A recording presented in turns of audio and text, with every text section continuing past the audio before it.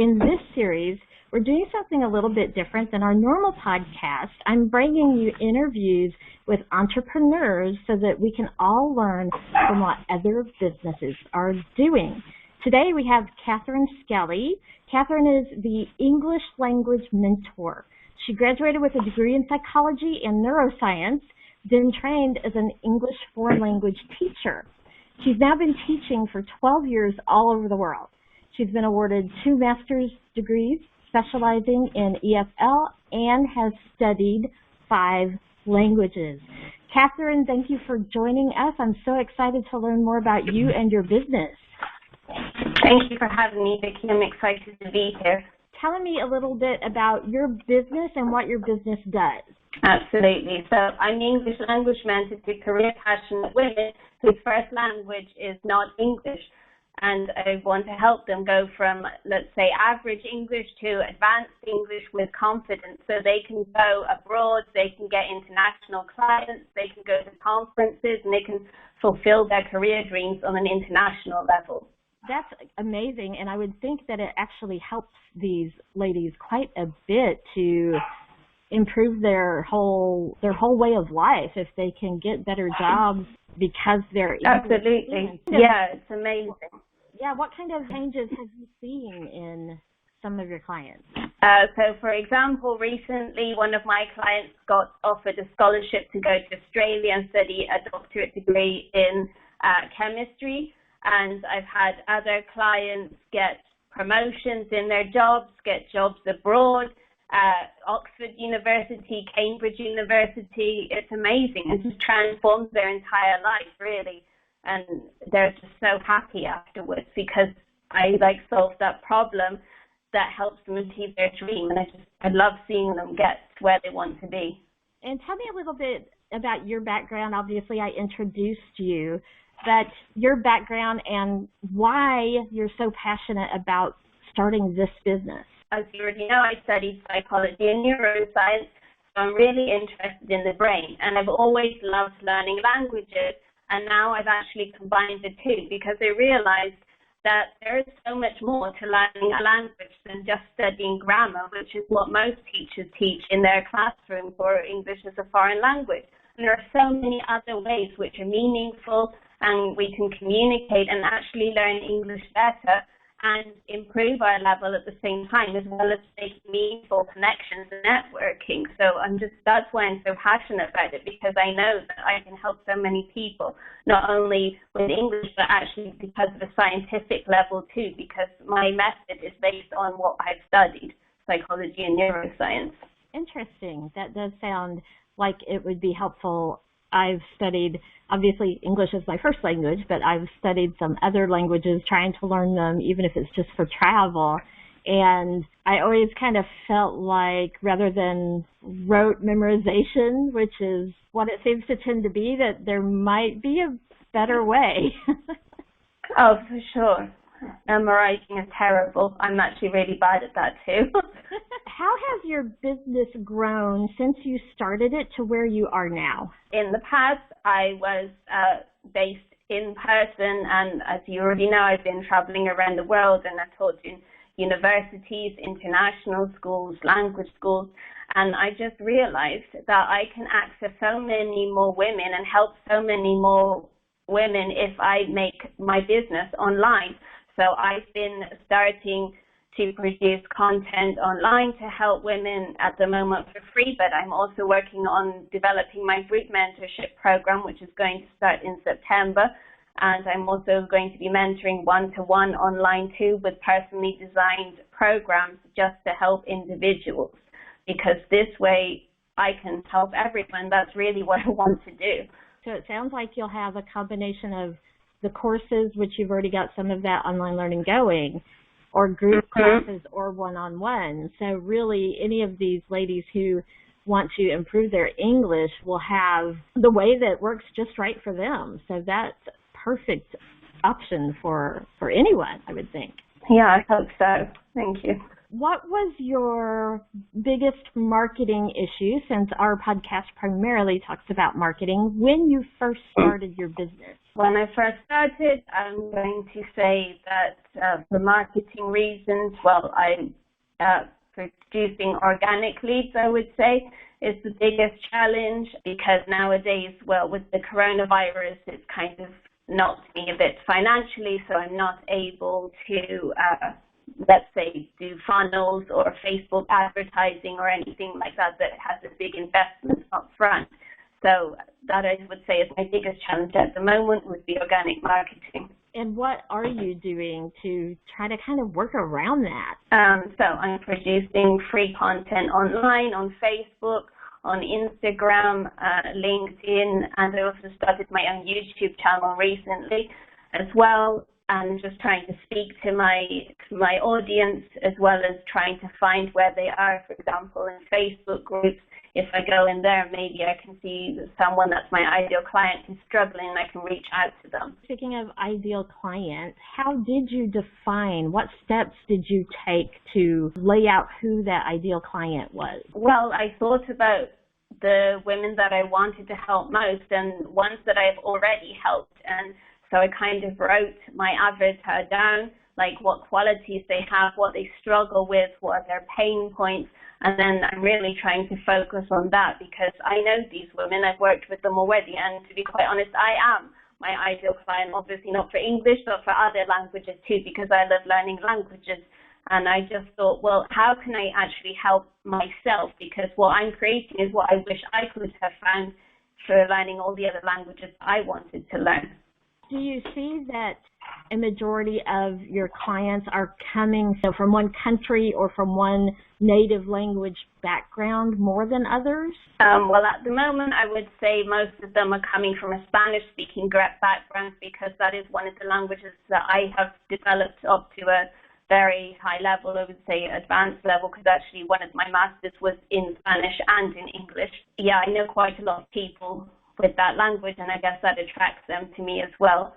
But also, I would say Saudi Arabia, I used to teach there, so I actually have lots in common with people in the Middle East as well. You had mentioned COVID-19, and like all small businesses, entrepreneurs, even large businesses right now are struggling. So how has that impacted your business? Well, a lot more people are actually reaching out to me and want help with content to improve their English, because they've realized that unless they do something to advance their English, they're going to be stuck in the life that they have now. And I think one of the biggest struggles that my ideal client has is that they need to branch out to actually have a better life. And once they realize that, thanks to COVID-19, they're actually making more of an effort, and I think they're more motivated now too. It's interesting to me how, even though, so many businesses are struggling, restaurants, anything that's kind of service-based, yet there are businesses that you may not think of that are actually finding more clients now because of reasons like that. So that's kind of an interesting concept to me. It's not all bad news out there. Some of it's actually good, and we're improving some lives along the way. Definitely. What do you wish someone had told you about becoming an entrepreneur and having your own business way back when you started? Yeah, that's a good question, and I've been thinking about that a lot recently. So if I had to say one thing, would be how much time it takes to really write all the content and the resources and think about everything. I mean, it takes so much time. I don't think I've ever worked so much before, but actually now I'm so passionate about everything that I'm doing that it doesn't really matter if I only have 4 hours sleep, but I do need to work on that, yes, but it takes a lot of time. Have you ever outsourced any of the small pieces, even like accounting or anything like that for your business? I did try to outsource someone to help me design my website, but to be quite honest, I got so annoyed with the job that they were doing. I was like, I can do this better myself. So I was just like, I don't want your services anymore, sorry, I'm just going to do it myself. I'm very independent. I think I'm a control freak. You're not the first entrepreneur I've heard say that, and I get that one on my own things too. It's like, no, I want it perfect, and my version of perfect isn't the same as your version of perfect. Yeah. You mentioned that your methodology, your lessons, the way you present it is a little bit different at times. So I'm used to the normal language programs. I've done one that is just audio-based. You're listening to the phrases and you repeat them and you do it through constant practice, and that helps. And then I've done some that are kind of more video-based or more interactive, where it'll have the word in the other language and it's a cat and you have to choose cat. So how do you do your lessons to bring in some of these other elements that you mentioned? My lessons are going to be designed, or they are designed, on real content. So I'm taking content from the real world and using it in my lessons so they can see actual language, and then picking out all the things that I know my ideal client is going to struggle with and go through these words or vocabulary or grammar structures, but not so explicitly, because I think the key is for them to get them to understand it by themselves. And this is actually engaging them more, and that's actually improving their memory. Because recently I read a study that shows that if you are happy and engaged when you are learning a language, your memory capacity increases by 30% learning that language. So the key for me is meaningful content with actual interaction about it. Like you and I are having right now, it has to be 100% authentic. And that makes a lot of sense, because I've always felt like some of those classes that I've taken, different languages in the past, it's teaching you things that you may never use. You know, it's teaching me phrases. I'm like, I'm never going to use that, even if I travel over there and I need to speak the language at some point to get done what I need done. Some of these phrases are ones that I'm never going to use in my life. So I love that you take kind of real world examples and use those. It makes a lot of sense, and it feels more like the way that you would be interacting with people speaking the different language, rather than just repeating back, this is a cat. Exactly. Recently I did a couple posts on my content about, like, for example, one thing I do every week is other ways to say, for example, no. Like, oh, I'm sorry, I can't do that today because, or apologies, but I have to do this. Because how many times do we literally just say no to a person? So I'm trying to teach them real language that we actually use. Especially culturally, the word no may be correct, but we tend not to be that direct. We probably should be. We probably should all work on being that direct. And no, those kind of idiosyncrasies with the culture on how you can not come across perhaps as too blunt or too forward, something that meshes. That's really valuable, because I've been lucky if I've learned, you know, the word no, but not how to coach it in the way that wouldn't offend someone I was speaking to. Exactly. Yeah, I mean, so many women or my clients say things to me, and I'm just like, it kind of offends me, because, and I know they don't mean to, but that's like our instant reaction. So imagine if they go to a conference or another country and they talk to someone like that. And that's what I'm trying to stop happening, because it's not good. Not only am I their mentor, but as their mentor, I am their friend too, because I think it's really important to have deep, meaningful relationships when you are learning a language, and not just someone who goes into the classroom like we talked about and teaches grammar. I actually get to know them, we talk about their life, and they need to be engaged, and that's going to tell someone, yes, come here and you'll be done in 12 months. If they do not participate and make an effort, then it is not going to happen. So they need to be 100% clear and motivated about it. As we wrap up here, and I've loved learning how it makes me want to come learn language from you, even though I already know it, so we'd have to work around that. Tell the audience how they can connect with you, your website, your social media, whatever you want to share. They can connect with me using Facebook, which is just Katherine Skelly, my name.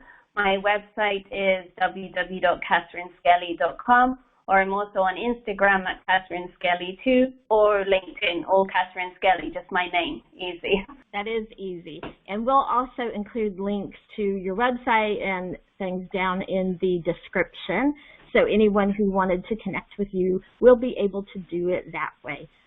Any last questions you have for me? You have the opportunity to pick my brain a bit about marketing or business in general. So hit me. How did you get your business started? Like, how did you start marketing? I actually have a long history with marketing. It's funny when you look back, hindsight 2020, even when I was a young child, I liked to draw, but I would draw these really elaborate plans for something like an amusement park, and it might be themed like this one may be all fruits, and so the rides would look like a lemon and be named after an apple, and I'd even write little jingles for them or a little television skit.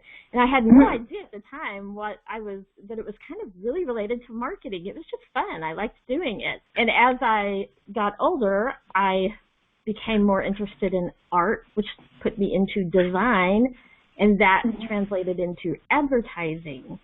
So from a very young age, I started in advertising, and that expanded into marketing, and I've had the pleasure of working with a ton of different companies, big, huge corporations, working with, global leaders like the Dallas Cowboys was fun, and Century 21 and Southwest Airlines. Oh, right. But also nonprofits and entrepreneurs, and so my heart is really with helping the entrepreneurs, because those big companies, they don't need the help. They've got, 200 people in their marketing department.